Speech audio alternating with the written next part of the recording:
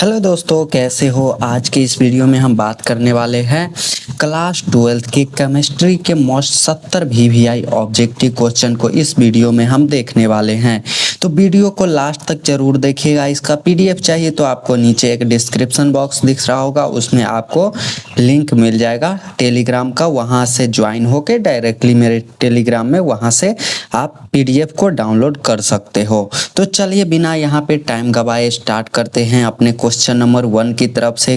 Video में नए हैं तो एक लाइक एक सब्सक्राइब जरूर से ठोक दीजिएगा। चलिए स्टार्ट करते हैं। क्वेश्चन नंबर 1 कहता है मोलरता की एसआई इकाई क्या है। मोलरता की जो एसआई इकाई होती है वो हो जाएगा हमारा मोल प्रति लीटर। मोल प्रति litre, option number A right answer हो जाएगा। अगला है राउल्ट का नियम किससे संबंधित है। बात करें राउल्ट का जो नियम है वो विलियन से संबंधित है। Option number A right answer हो जाएगा। राउल्ट का नियम है जो विलियन से संबंधित है। चलिए आगे बढ़ते हैं तीसरे नंबर सवाल की ओर। तीसरा नंबर सवाल कहता है मोललता का मात्रक क्या होता है। बात करें मोललता का मात्रक होता है मोल प्रति किलोग्राम, मोल प्रति केजी। अगला है यहाँ पे आदर्श विलियम की किस नियम पर का पालन करता है। आदर्श विलियम है जो किस नियम का पालन करता है, तो ये है हमारा राउल्ट का नियम का पालन करेगा। Option number A right answer हो जाएगा। चलिए आगे बढ़ते हैं पांचवें नंबर सवाल की ओर। कहता है विद्युत चालकता का एसआई मात्रक क्या होता है। विद्युत चालकता का एसआई मात्रक क्या होता है, ये सीमेंट हो जाएगा। Option number A right answer हो जाएगा। अगला है फैराडे का प्रथम नियम किससे संबंधित है। फैराडे का जो प्रथम नियम है वो हमारा विद्युत अपघटन से संबंधित है। Option number A right answer हो जाएगा। चलिए आगे बढ़ते हैं सातवें नंबर सवाल की ओर। कहता है मानक हाइड्रोजन इलेक्ट्रॉन का मानक इलेक्ट्रॉन विभव कितना होता है। राइट आंसर 0.00 वोल्ट होता है। अगला है डेनियल सेल में एनोड कौन सा होता है। डेनियल सेल में है जो एनोड कौन सा होता है, तो ये जस्ता हो जाएगा। ऑप्शन नंबर जिन्होंने ए सोचा है उनका सभी का राइट आंसर हो जाएगा। चलिए अगले नंबर सवाल कहता है रासायनिक अभिक्रिया की गति किस पर निर्भर करती है, तो वो अभिकारकों की सांद्रता पर निर्भर करती है। अगले नंबर सवाल है उत्प्रेरक का मुख्य कार्य क्या होता है। बात करें उत्प्रेरक का जो मुख्य कार्य होता है अभिक्रिया की गति बढ़ाना, अभिक्रिया की गति को बढ़ाना। चलिए आगे बढ़ते हैं। 11 नंबर सवाल कहता है शून्य कोटि की अभिक्रिया। बात करें शून्य कोटि की अभिक्रिया में वेग किस पर निर्भर होता है, तो सांद्र पर निर्भर नहीं करता है। यहाँ पे क्या किस पर निर्भर करता है, किस पर है जो वेग निर्भर करता है, तो यहाँ पे हमारा 11 का जो राइट आंसर हो जाएगा वो होगा हमारा ऑप्शन नंबर ए सांद्र पर निर्भर नहीं करता है।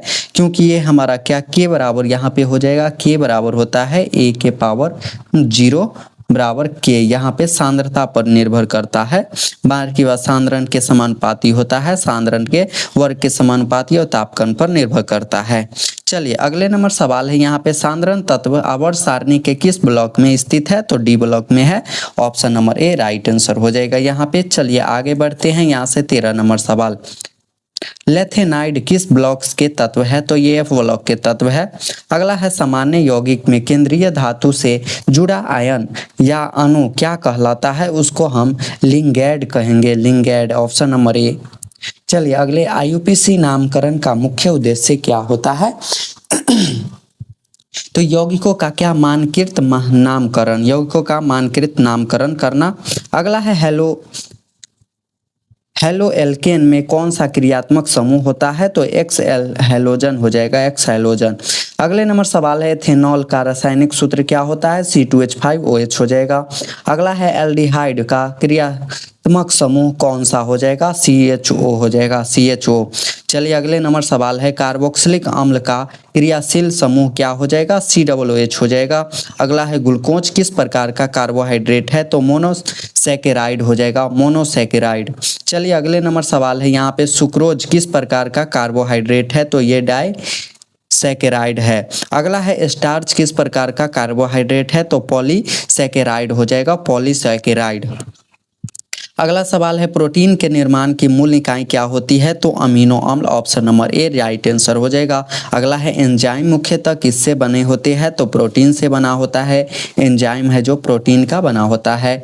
अगला है डीएनए का पूर्ण रूप क्या होता है, डीऑक्सी डिऑक्सीराइबो न्यूक्लिक अम्ल होता है, option number A right answer हो जाएगा। अगला है आरएनए का पूर्ण रूप होता है राइबो,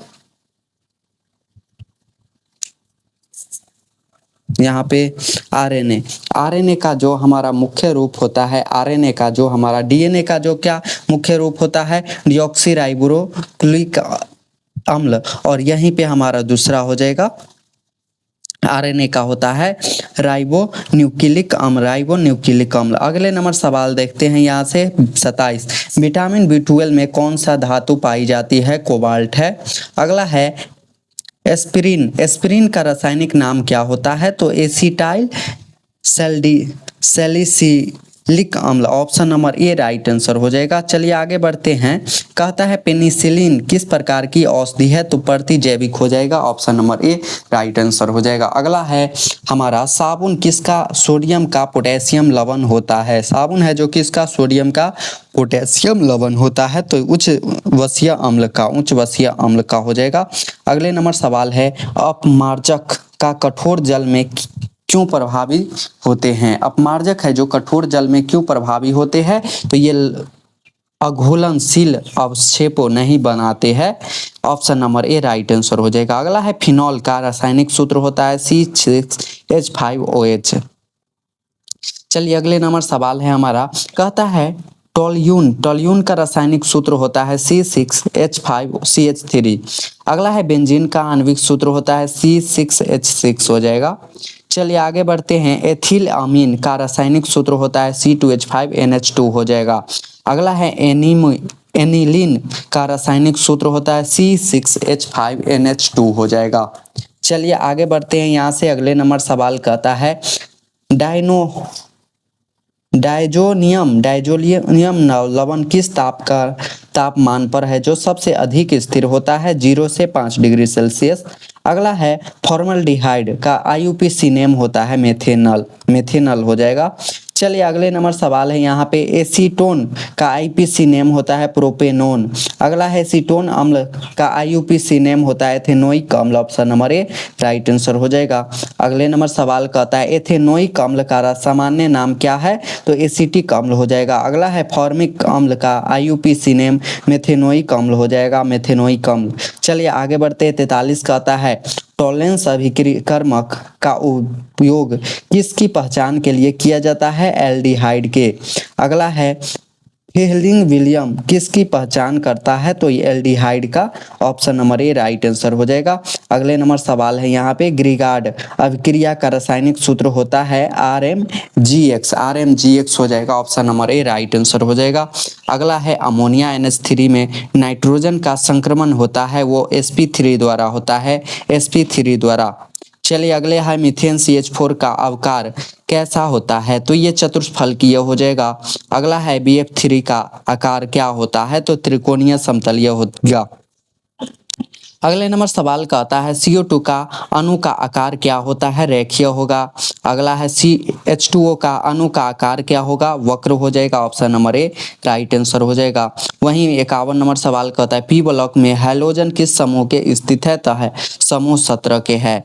अगला है निष्क्रिय गैस किस समूह में स्थित है, तो समूह नंबर 18 हो जाएगा। चलिए आगे बढ़ते हैं, क्लोरीन Cl2 का रंग कैसा होता है, पीला हरा, ऑप्शन नंबर ए। अगला है ओजोन का रंग कैसा होता है, तो हल्का नीला होता है, option number A right answer हो जाएगा। अगले नंबर सवाल है यहाँ पे ब्लीचिंग पाउडर का रासायनिक सूत्र क्या होता है, CaOCl2 हो जाएगा। अगला है प्लास्टर ऑफ पेरिस का रासायनिक सूत्र CaSO4 1/2H2O हो जाएगा। चलिए आगे बढ़ते हैं यहाँ से, 57 नंबर सवाल कहता है जिप्सम का रासायनिक सूत्र CaSO4 2H2O हो जाएगा। अगला है काटज क्यूज का रासायनिक सूत्र होगा SiO2 हो जाएगा। अगले नंबर सवाल है कांच ग्लास का मुख्य घटक क्या होता है, ग्लास का मुख्य घटक छिलका हो जाएगा। अगला है पोटेशियम सीमेंट का मुख्य घटक क्या है, कैल्शियम सिलिकेट हो जाएगा, कैल्शियम सिलिकेट। चलिए अगले नंबर सवाल है यहाँ पे यूरिया का रासायनिक सूत्र होता है NH2CONH2 हो जाएगा। चलिए प्रथम कृत्रिम कार्बनिक यौगिक है कौन सा हो जाएगा, तो यूरिया हो जाएगा, option number A right answer हो जाएगा। चलिए अगले नंबर सवाल है, यूरिया का संश्लेषण किस वैज्ञानिक ने किया था? फ्रेडरिक वोलर ने किया था। अगला है, एथिल एसीटेट किस वर्ग का यौगिक है? तो एस्टर हो जाएगा, एस्टर का option number A right answer हो जाएगा। अगले नंबर सवाल है, एसिटिल अम्ल और एथेनॉल की अभिक्रिया से क्या बनता है? तो एथिल एसीटेट बनता है। अगला है, एस्टरीकरण अभिक्रिया से उत्प्रेरक के रूप में किसका उपयोग किया जाता है? सांद्र सल्फ्यूरिक अम्ल का option number A right answer हो जाएगा। अगला नंबर सवाल है, प्राकृतिक बहुलक कैसा होता है? तो स्टार्च हो जाएगा, option number A right answer हो जाएगा। अगला है, पीवीसी का पूर्ण रूप क्या होता है? पॉलीविनिक क्लोराइड हो जाएगा, option number A right answer हो जाएगा यहाँ पे। चलिए अगले नंबर सवाल की ओर चलते हैं। कहता है, टेफ्लॉन किसका बहुलक है? तो टेट्रा फ्यूओरोएथिलीन का हो जाएगा, ऑप्शन नंबर ए। अगला है, नाइलॉन 66 किस प्रकार का बहुलक है? इसका आंसर आप कमेंट में जरूर से बताइएगा। वीडियो अच्छा लगे तो एक लाइक और एक सब्सक्राइब जरूर से कर दीजिएगा। मिलते हैं नेक्स्ट वीडियो में, तब तक के लिए जय हिंद।